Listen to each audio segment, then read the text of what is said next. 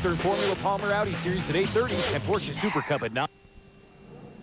Back at Lime Rock, you want heavy metal? Here it comes. Group 7, featuring a variety of American Trans Am-style sports cars and even some NASCAR-style Winston Cup stock car machinery.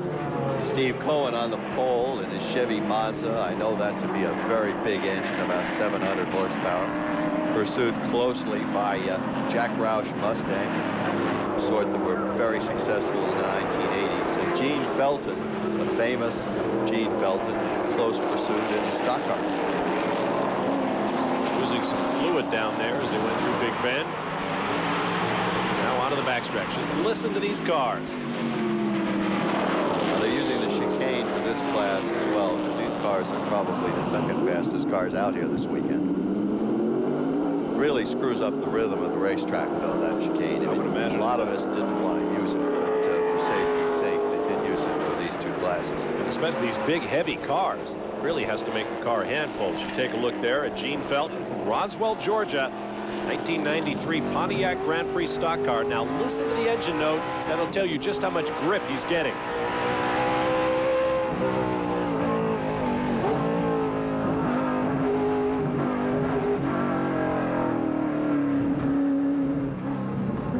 There's the chicane. It's all about wheel spin.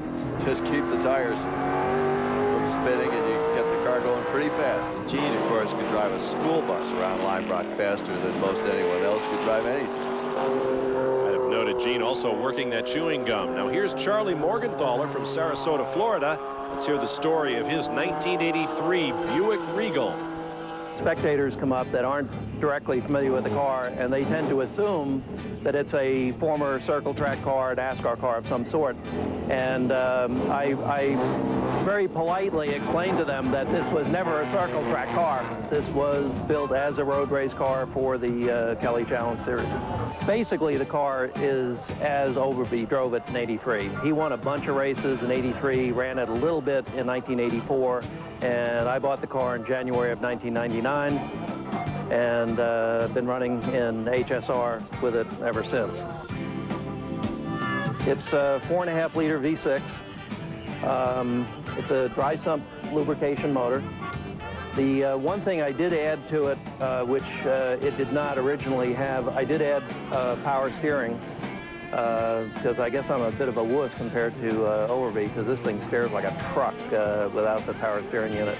You can see the shifter that's attached to the Jericho gearbox, and that's what the current Winston Cup cars use.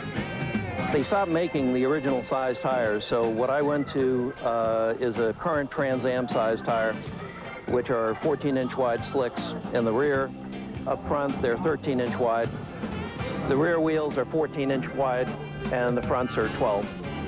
I'd really rather have them get out of the way, but I know they're not going to do that. It's not their nature. Too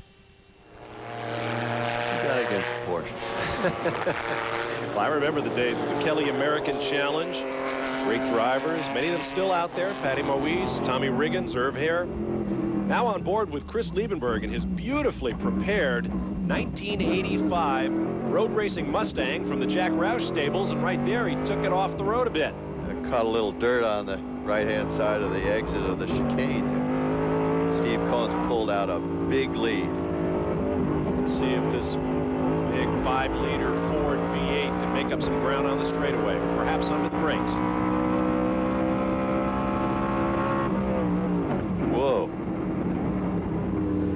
That's amazing. I'm surprised. I wonder if maybe Steve had missed a shift or something, because that is dramatic. Catch up. Seen that Mustang coming up quickly in his mirrors. Beautiful example of the kind of cars that Jack Roush took to, what was it, 9 consecutive victories in the Rolex 24 at Daytona. They were superb and absolutely dominant.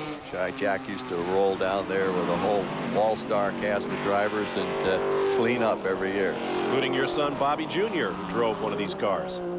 Yeah, he loved these cars. He and Bruce Jenner and Scott Pruitt drove. Scott Goodyear.